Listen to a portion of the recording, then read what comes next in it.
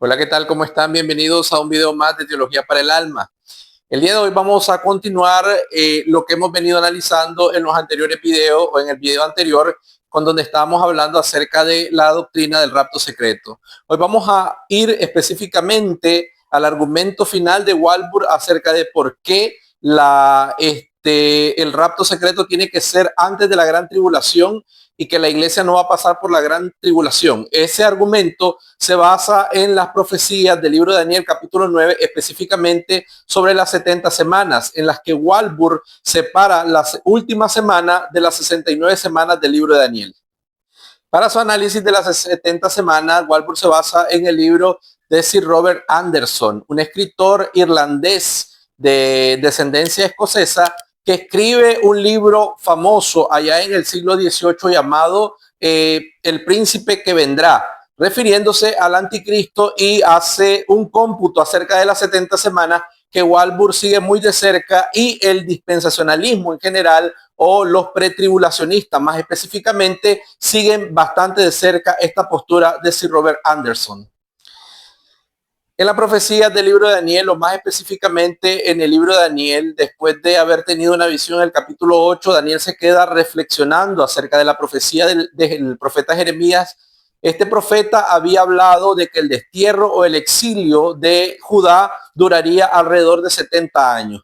Básicamente ese es el tiempo que ya había transcurrido cuando Daniel en el capítulo 9 está analizando y pensando en esa profecía, tratando de descubrir cuál es la voluntad de Dios presente para su pueblo en esa época. Es entonces cuando el arcángel Gabriel se aparece a Daniel y le empieza a dar una explicación acerca de lo que vendría sobre el futuro del pueblo de Israel y el pueblo de Dios en general. Así que a partir del versículo 24 comienza el ángel una explicación diciéndole a Daniel en qué consistirá la prueba para su pueblo y en qué se basará la historia o la cronología del pueblo hasta la venida del Mesías, y qué traería la venida del Mesías para el pueblo de Dios.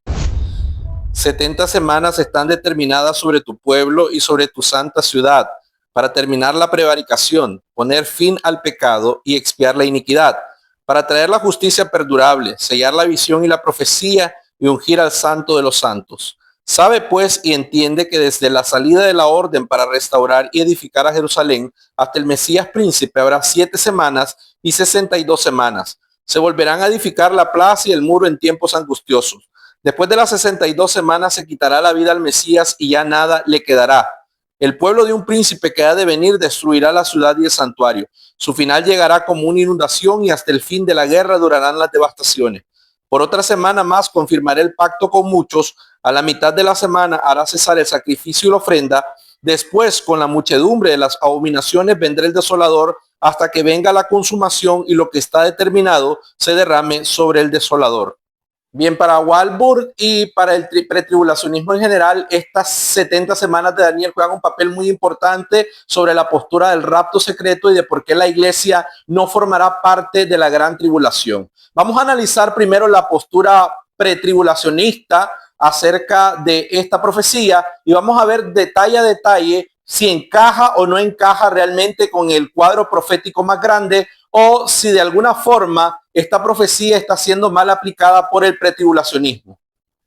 La profecía comienza diciendo: desde la salida de la orden de restaurar y edificar Jerusalén hasta el Mesías príncipe habrá 7 semanas y 62 semanas, es decir, 69 semanas en total.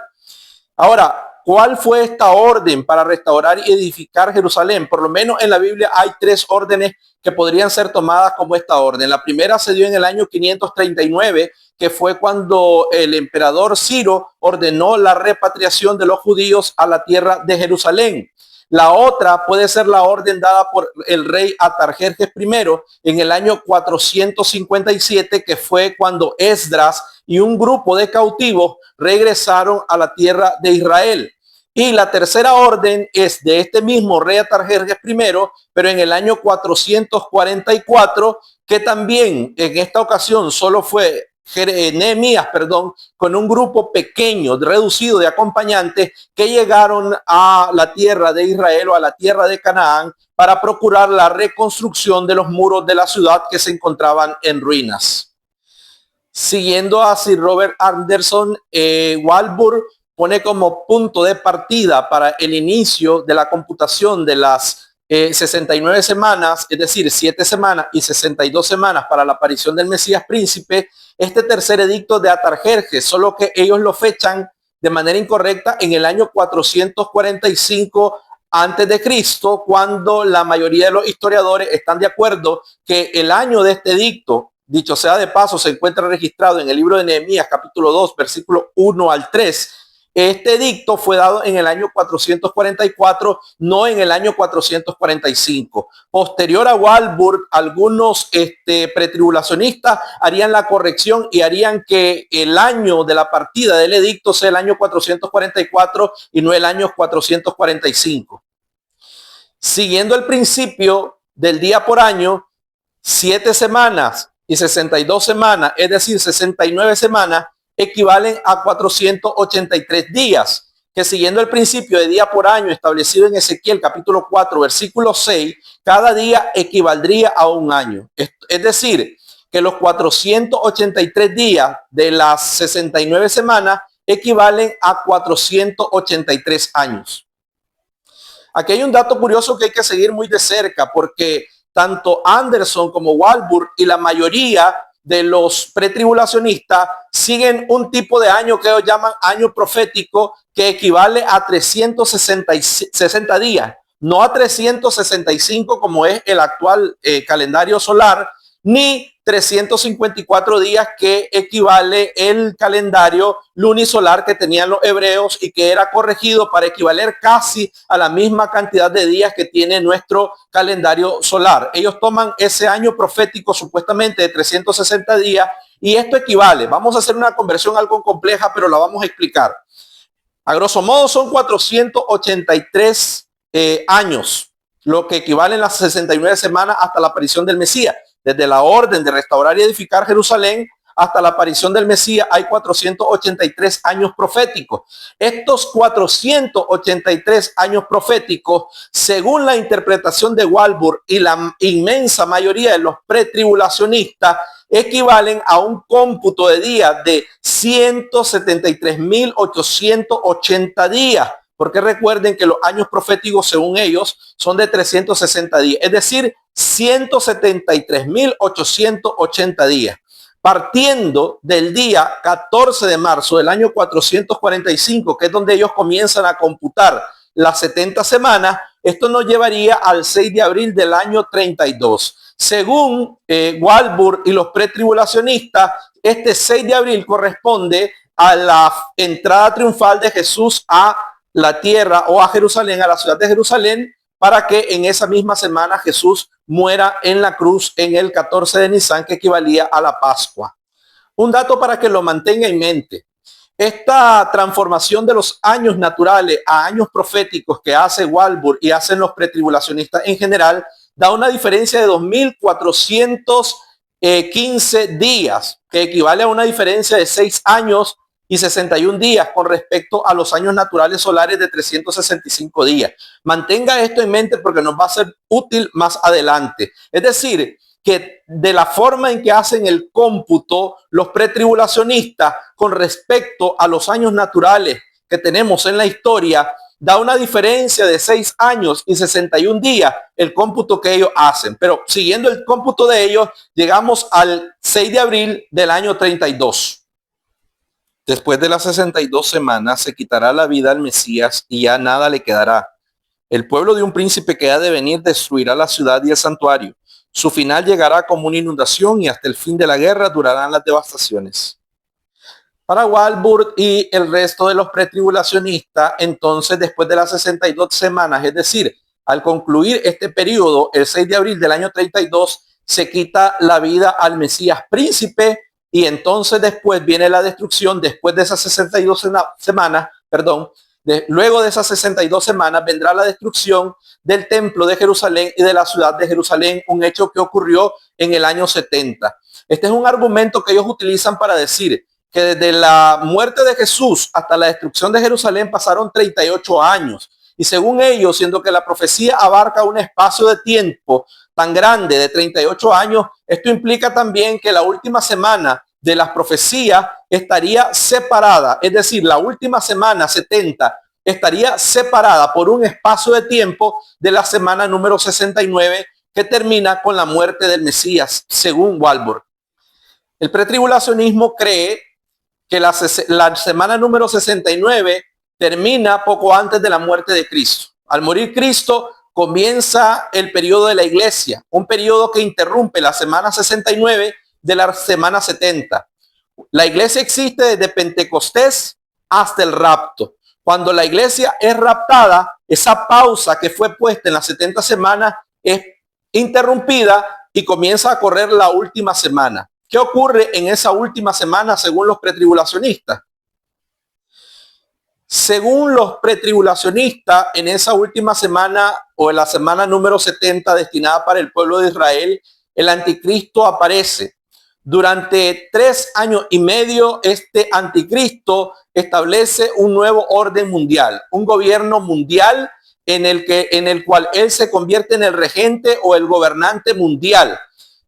Algunas partes o algunas personas de parte del pueblo de Israel se van a oponer a su gobierno, al igual que algunos gentiles se opondrán a su gobierno, ya que durante cierto tiempo él establecerá una paz global en la que él será el regente. Sin embargo, esta paz tendrá como costo el adorar a la bestia y a su imagen. Y es entonces que algún grupo se revela y entonces comienza la gran tribulación, que es los 3 años y medio restantes de la semana número 70. En este periodo de tribulación, el anticristo va a perseguir tanto a miembros del pueblo de Israel que se oponen a su gobierno, como a gentiles que también lo han rechazado. Y entonces, al final de este periodo, Dios deja caer su ira, comienzan las 7 plagas y entonces el reino del anticristo llega a su final cuando Cristo regresa en su segunda venida, trayendo a la iglesia consigo para comenzar el periodo milenial de su gobierno aquí en la tierra. Al analizar con seriedad y a profundidad esta posición, y aunque algunas personas dentro de la corriente pretribulacionista puedan molestarse, no resiste la prueba de la evidencia. Tiene varias debilidades en sus argumentos y vamos a mencionar algunos. Vamos a partir primero de la fecha. El año 445 no es el consenso histórico general, y aquí no estoy hablando ni de teología, ni estoy hablando de religión, ni estoy hablando de la Biblia, sino de la historia. No podemos nosotros como creyentes, como estudiosos de la Biblia, poner una fecha a capricho. El año 445 no goza de un consenso general.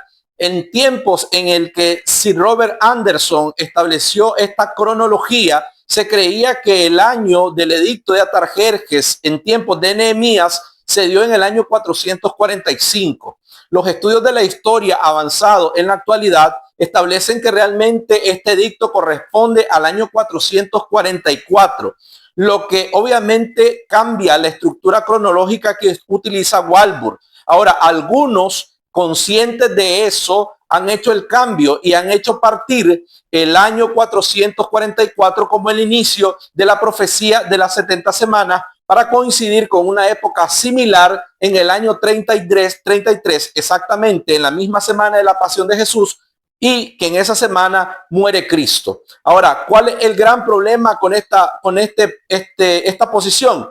La primera es que la orden de restaurar y edificar Jerusalén en tiempos de Nehemías no fue, por decirlo de esta forma, un mandato de largo alcance. No fue un mandato que cumpliera todas las expectativas o que cuadre con la orden de restaurar y edificar Jerusalén.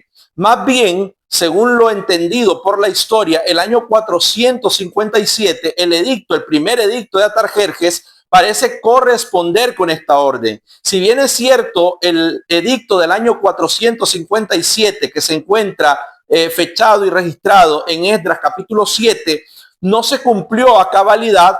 Las razones por las que se cumplió no cambian el hecho de que el edicto del año 457 registrado en Esdras capítulo 7 es mucho más completo que el edicto que se le dio a Nehemías en el año 444. Lo otro tiene que ver con esa extraña manera de medir el tiempo de manera caprichosa de años de 360 días. El cálculo que se hace en el pretribulacionismo no se hace cálculos de años completos, sino de equivalente a días, días que son sacados de un calendario de un año de 360 días, que como dije anteriormente, en su totalidad suman 173.880 días.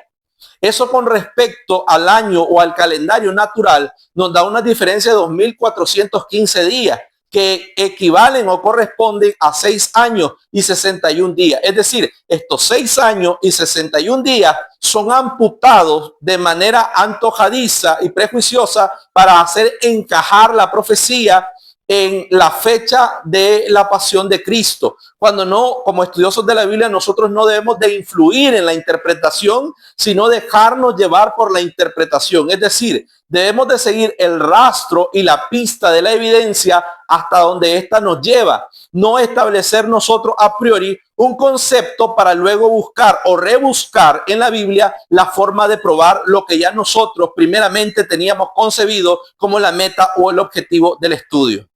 Como podrán ver, si nosotros siguiéramos los años naturales, los años normales de la historia, que la historia sigue, esa profecía, tal como la estudia o como la analiza el pretribulacionismo, nos llevaría a 6 años después. De manera que los que inician en el año 445 el edicto para la reconstrucción de Jerusalén, terminaría en el año 38, mucho tiempo después de que Cristo murió. Y si lo ponemos en el año 33, partiendo a partir del año 444, que es cuando la historia lo establece, entonces eso nos llevaría a nosotros a el año 37. Es decir, que habría una diferencia significativa en cuanto al periodo, al tiempo en el que el Señor Jesucristo murió. Por lo tanto, no encajaría dentro del cuadro profético de ninguna manera. Y esa es la verdadera razón por la que tuvieron que amputar 5 días del año natural para hacerlo equivaler a lo que se llama el año profético de 365 días, cuando lo que estamos computando son años naturales y por lo tanto deberíamos dejarlos tal y como están.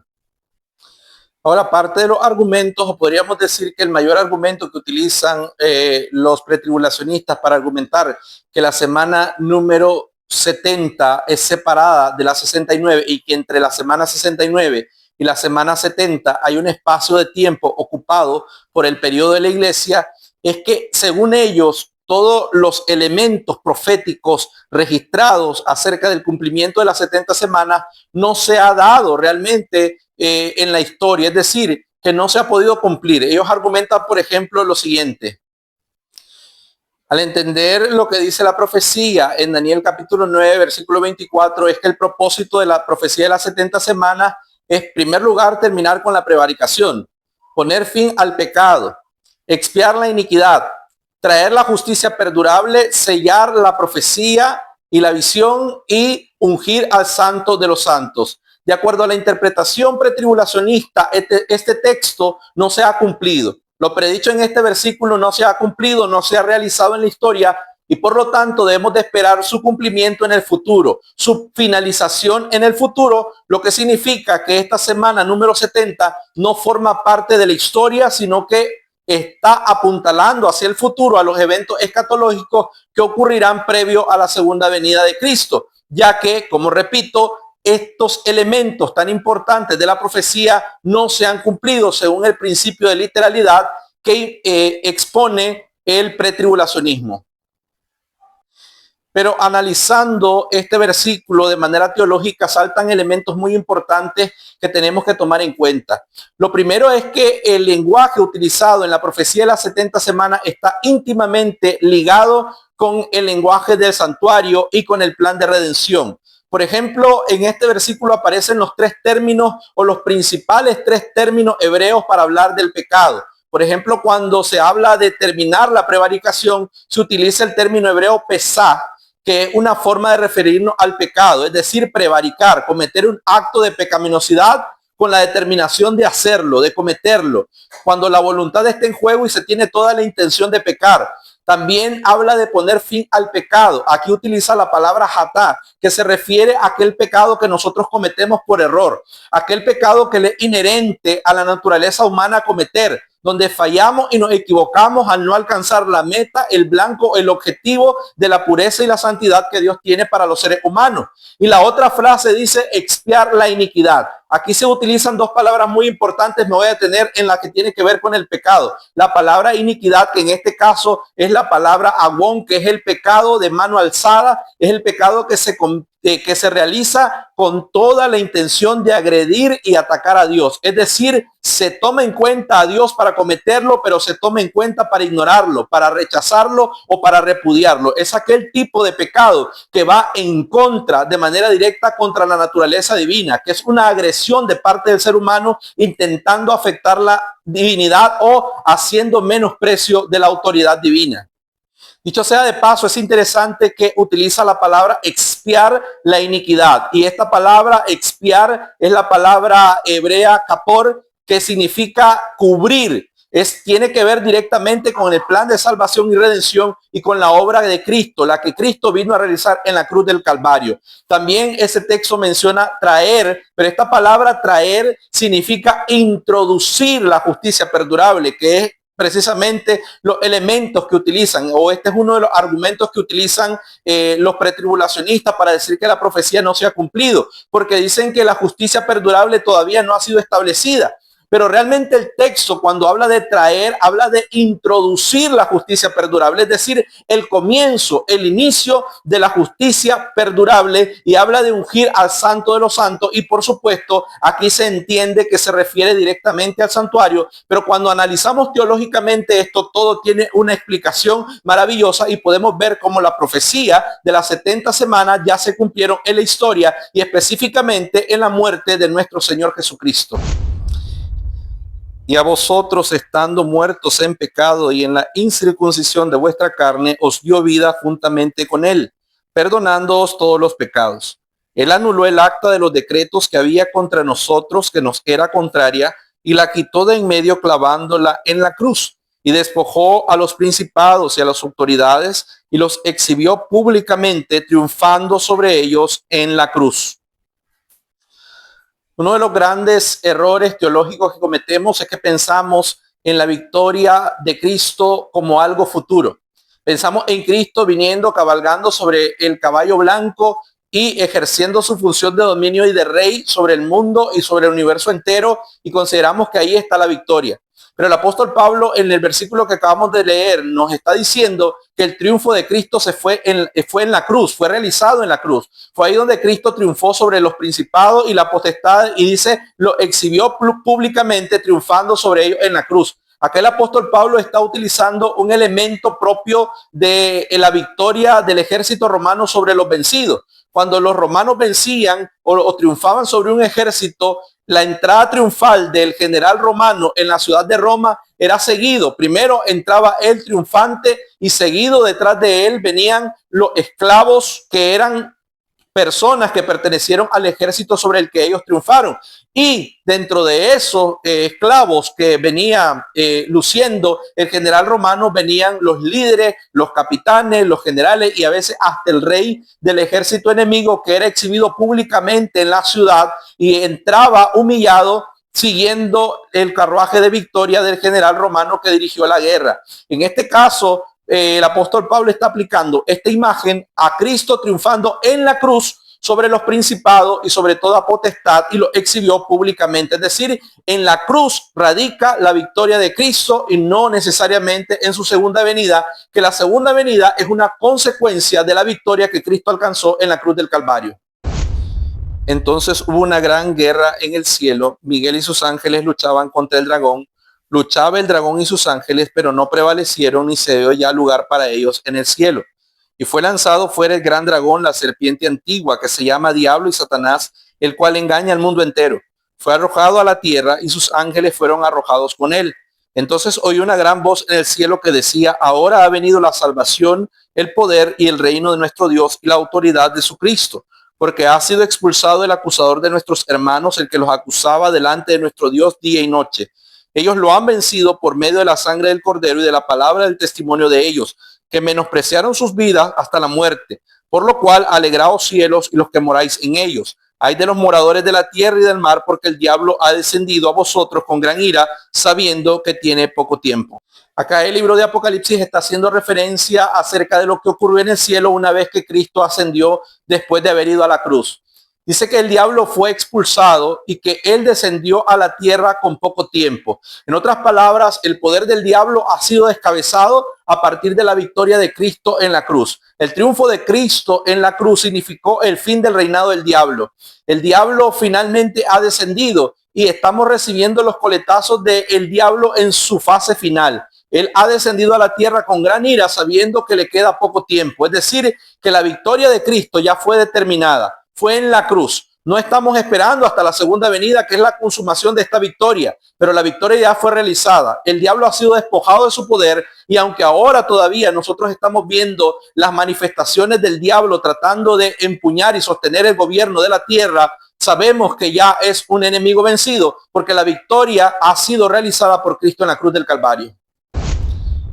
Pero ahora, aparte de la ley, se ha manifestado la justicia de Dios testificada por la ley y los profetas.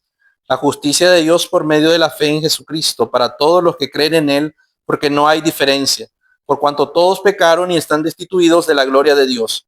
Y son justificados gratuitamente por su gracia mediante la redención que es en Cristo Jesús, a quien Dios puso como propiciación por medio de la fe en su sangre para manifestar su justicia a causa de haber pasado por alto en su paciencia los pecados pasados.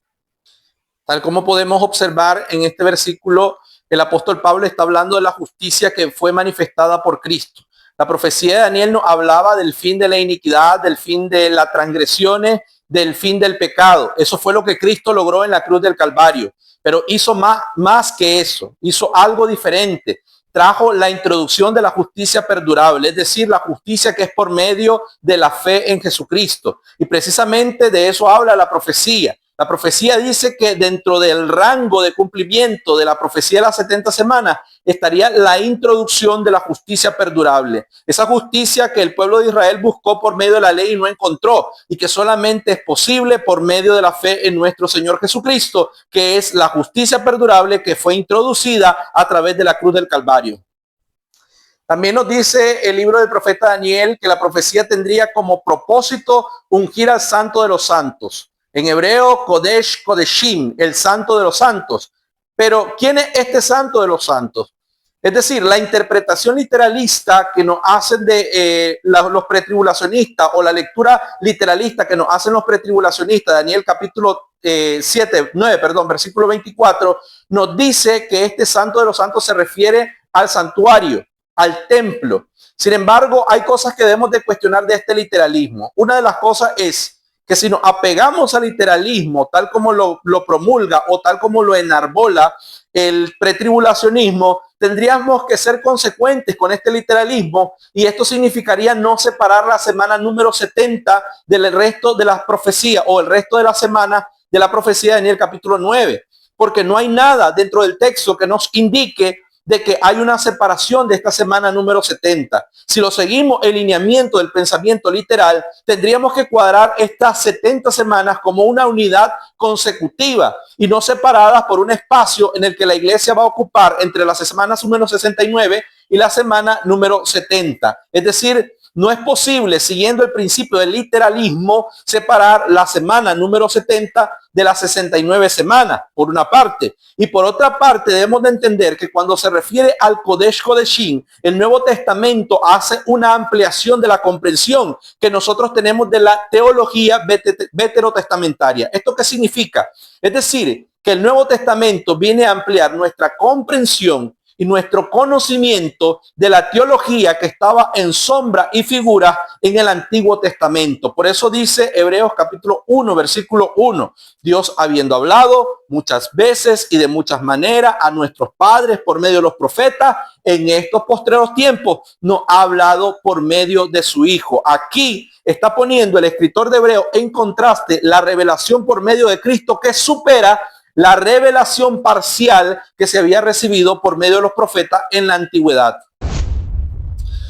Pues os digo que uno mayor que el templo está aquí.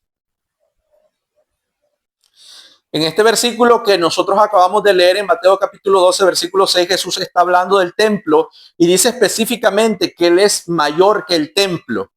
Si nosotros aplicáramos la unción o el ungimiento del Santo de los Santos al templo, nosotros tendríamos que esperar una obviamente reestructuración del templo. Sin embargo, aquí Jesús ya está dejando claro que Él supera al templo. ¿Por qué? Recordemos que sobre Cristo descendió el Espíritu Santo y las palabras que dijo Dios o el Padre desde el cielo fueron: este es mi Hijo amado, en quien tengo complacencia. Y en el monte de la transfiguración también se oyó la voz del Padre diciendo: este es mi Hijo amado, a Él oíd. Y recordemos también que Jesús hizo referencia que a través de Él existiría la conexión con el cielo cuando dijo a Natanael y a Felipe que verían a los ángeles subiendo y bajando a través de Él. Pero vamos a ir más allá de eso. Respondió Jesús y les dijo: destruid este templo y en 3 días lo levantaré. Entonces los judíos dijeron: en 46 años fue edificado este templo y tú en 3 días lo levantarás. Pero él hablaba del templo de su cuerpo. Aquí entramos en una riqueza y profundidad teológica inigualable, porque aquí comenzamos a ver cómo se da un cambio o un traslado de la santidad y la consagración del templo a la persona de Cristo. Jesús advierte en Mateo capítulo 12, versículo 6, que Él es superior al templo. Y ahora directamente Jesús hace la comparación de su propio cuerpo con el templo, diciéndole a la gente: destruir este templo y en 3 días lo levantaré. Y afirma el apóstol Juan en el Evangelio que Cristo estaba haciendo referencia al templo que era su cuerpo. Y quedémonos con esta palabra donde dice el templo que es su cuerpo, porque más adelante se nos dice que este cuerpo de Cristo es la iglesia y a ella también se le aplica el término de templo. ¿Acaso no sabéis que sois templo de Dios y que el Espíritu de Dios está en vosotros? Si alguno destruye el templo de Dios, Dios lo destruirá a él, porque el templo de Dios, el cual sois vosotros, santo es.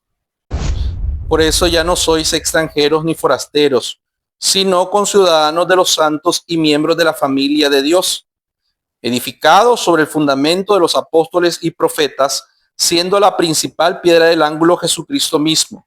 En él, todo el edificio, bien coordinado, va creciendo para ser un templo santo en el Señor, en quien vosotros también sois juntamente edificados para morada de Dios en el Espíritu.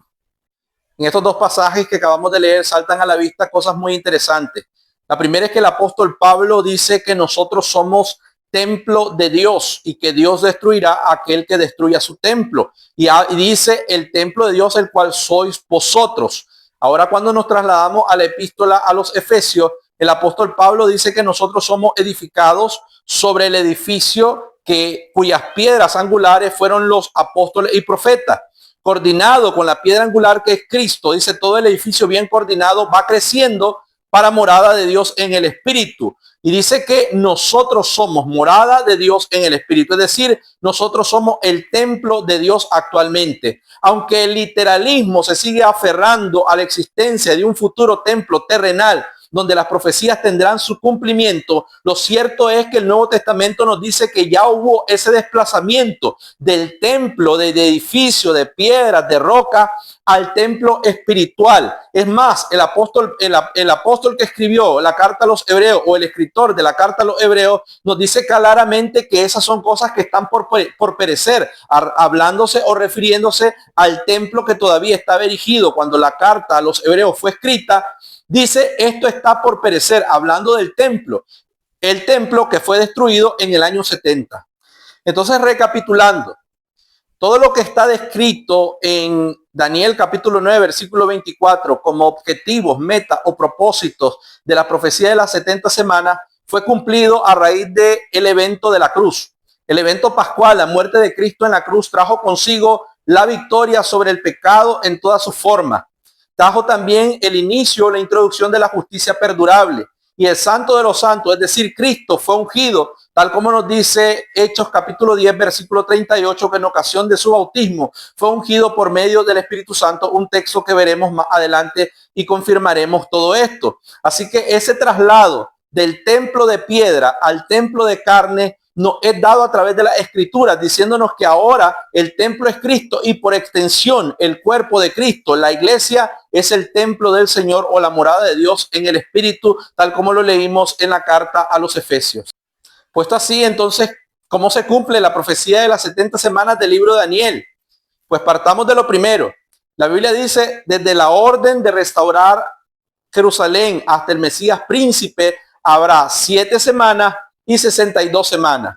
Como nosotros mencionábamos, estas 7 semanas y 62 semanas, cada semana tiene 7 días, multiplicado por las 69 semanas que corresponden, 7 más 62, equivalen a 483 días, que en profecía, de acuerdo al principio día por año de Ezequiel capítulo 4, versículo 6, equivalen a 483 años. El decreto que cumple con los requisitos que nos da la profecía es el primer decreto del rey Atarjerjes que fue dado en la primavera del año 457. Este decreto nos habla acerca de la salida de los repatriados o de los exiliados de Babilonia hacia Jerusalén, guiados por Esdra. Este edicto fue dado en el año 457. Así que si nosotros computamos del año 457 y vamos a sumar 483 años, llegamos al año 27 después de Cristo. ¿Qué ocurrió en el año 27 después de Cristo? En el año 15 del imperio de Tiberio César, siendo Poncio Pilato gobernador de Judea, Herodes tetrarca de Galilea, su hermano Felipe tetrarca de Iturea, de la provincia de Traconite, Lisanias tetrarca de Abilinia, y siendo sumos sacerdotes Anás y Caifás, vino palabra de Dios a Juan, hijo de Zacarías, en el desierto, y fue por toda la región contigua al Jordán, predicando el bautismo del arrepentimiento para el perdón de pecados. El año 15 de Tiberio César, siguiendo el cómputo inclusivo, nos lleva al año 27. Corresponde al año 27 después de Cristo. En ese año 27 después de Cristo fue cuando dice el Evangelio de Lucas que vino palabra del Señor a Juan en el desierto y que éste comenzó a predicar el bautismo para el perdón de los pecados. Más adelante el texto nos diría que Jesucristo en este tiempo vino para ser bautizado por Juan. Ahora, algo interesante que añade el libro de los Hechos, capítulo 10, versículo 38. Vosotros sabéis lo que se divulgó por toda Judea, comenzando desde Galilea, después del bautismo que predicó Juan, cómo Dios ungió con el Espíritu Santo y con poder a Jesús de Nazaret, y cómo éste anduvo haciendo bienes y sanando a todos los oprimidos por el diablo, porque Dios estaba con él. La profecía de las 70 semanas nos dice que durante este periodo de 70 semanas se traería el fin de la prevaricación, de la iniquidad y del pecado, la introducción de la justicia perdurable y la unción del Santo de los Santos. Aquí en Hechos capítulo 10, versículos 37 y 38, el apóstol Pedro en su discurso ante Cornelio y la familia de Cornelio y los demás que estaban reunidos con Cornelio, nos dice de que Cristo en ocasión del bautismo fue ungido por el Espíritu Santo o por Dios mediante el Espíritu Santo. Importante que aquí se utiliza esta palabra ungir. En Daniel capítulo 9, versículo 24, se nos dice que durante el periodo de estas 70 semanas sería ungido el Santo de los Santos. En Mateo capítulo 12, versículo 6, Jesús nos dice que Él es más grande que el templo. En San Juan capítulo 2, Jesús dice que su cuerpo es el templo. Y por extensión, Corintios y Efesios nos dice que nosotros como iglesia somos también templo del Señor o morada de Dios en el Espíritu. Entonces, Hechos capítulo 10, versículo 38, en ocasión de su bautismo, Jesús recibió la unción. Por eso la profecía de Daniel dice, desde la salida de la orden de restaurar y edificar Jerusalén hasta el Mesías príncipe habrá 7 semanas y 62 semanas que equivalen a 483 años. Desde el año 457 al año 27, que es cuando Jesucristo fue bautizado, pasaron 483 años exactos. Aquí viene la parte más complicada o más difícil de explicar para un pretribulacionista, porque en el pretribulacionismo se hace un cruce entre las acciones del príncipe que ha de venir y el Mesías príncipe.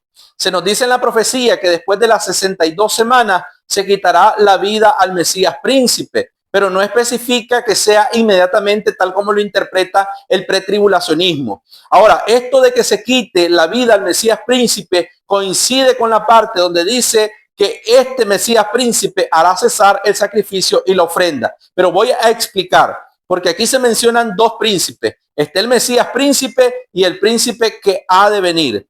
Pero aquí la Biblia utiliza, o el libro de Daniel utiliza un elemento que forma parte de la gramática hebrea, que es bastante compleja, pero es muy utilizada tanto en el libro de los Salmos como en los oráculos proféticos, que es lo que nosotros conocemos como el quiasmo o un cruce en X. ¿Qué significa esto? Por ejemplo, el versículo nos comienza diciendo que a la mitad de la semana, y me voy a permitir leerlo para que ustedes puedan notar ese cruce.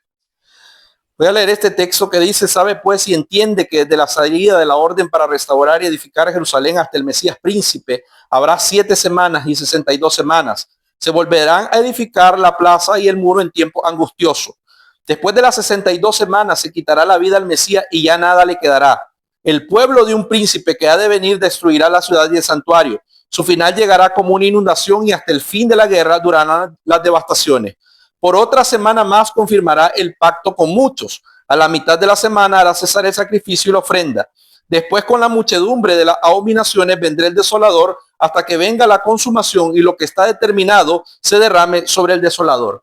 Y aquí es importante mencionar que hay un cruce, porque se dice que a la mitad de la semana hará cesar el sacrificio y la ofrenda. Si nosotros leemos este versículo de forma lineal, ¿quién es el que hace cesar el sacrificio y la ofrenda? Vuelvo a repetir, si nosotros lo leemos de forma lineal, el que acaba de ser mencionado es el príncipe del pueblo que ha de venir. Sin embargo, aquí la Biblia está utilizando una estructura en X o en una estructura quiásmica. ¿Qué significa? Que se alternan los diálogos de manera que el primer autor es el primer personaje mencionado es el autor de la tercera acción. El segundo personaje mencionado es el autor de la cuarta acción. Voy a dejar un diagrama para que ustedes puedan entenderlo, pero lo voy a explicar de la siguiente manera, volviendo a leer el texto, tal como el quiasmo permite su interpretación. Después de las 62 semanas se quitará la vida al Mesías y ya nada le quedará. Por otra semana más conformará el pacto con muchos. A la mitad de la semana hará cesar pues el sacrificio y la ofrenda. El pueblo de un príncipe que ha de venir destruirá la ciudad y el santuario. Su final llegará como una inundación y hasta el fin de la guerra durarán las devastaciones. Después, con la muchedumbre de las abominaciones, vendrá el desolador hasta que venga la consumación y lo que está determinado se derrame sobre el desolador. Esta estructura es muy seguida en el hebreo, y para los conocedores del hebreo y los estudiosos del libro de los Salmos, en su idioma original están claros que los quiasmos forman parte de la literatura hebrea y están intrínsecamente ligados no solamente a la literatura y a la poesía, sino también a los oráculos proféticos que muchas veces son estructurados de manera poética, tal como está escrito el libro de Daniel, capítulo 9, versículos 24 al 27. ¿Qué significa esto? Se quita la vida al Mesías príncipe, mas no por sí, ¿verdad? A la mitad de la semana hace cesar el sacrificio y la ofrenda.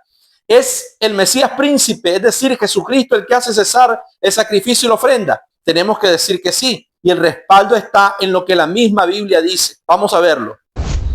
De otra manera, le hubiera sido necesario padecer muchas veces desde el principio del mundo. Pero ahora, en la consumación de los tiempos, se presentó una vez para siempre por el sacrificio de sí mismo para quitar de en medio el pecado. Y de la manera que esté establecido para los hombres que mueran una sola vez y después de esto el juicio, así también Cristo fue ofrecido una sola vez para llevar los pecados de muchos y aparecerá por segunda vez sin relación con el pecado para salvar a los que lo esperan. Aquí Hebreos nos está hablando del sacrificio de Cristo, que fue el antitipo de todos los sacrificios realizados en el santuario terrenal. Este sacrificio de Cristo llevado a cabo para redención y perdón, dice que Jesús fue sacrificado para poner fin al pecado. Eso es lo que nos dice, o para quitar de en medio al pecado, dice el escritor de Hebreos, tal como la profecía predecía, que el pecado, la prevaricación, tanto los tres elementos, el pesá, el aguón y el jatá, serían eliminados. ¿A través de qué? Del sacrificio de Cristo. Así que ahora Hebreos nos reitera eso. Es a la mitad de la semana, cuando Cristo es crucificado, que se pone el fin al sacrificio y la ofrenda. Recordemos que nos dice el Evangelio de Mateo que cuando Cristo murió en la cruz y gritó o expiró, al momento de expirar él, con su último grito, dice que la tierra tembló y el velo del templo se desgarró en dos. El apóstol Pablo nos diría también en 1 Corintios capítulo 5 que Cristo, nuestra Pascua, ya fue sacrificado o ya fue ofrecido.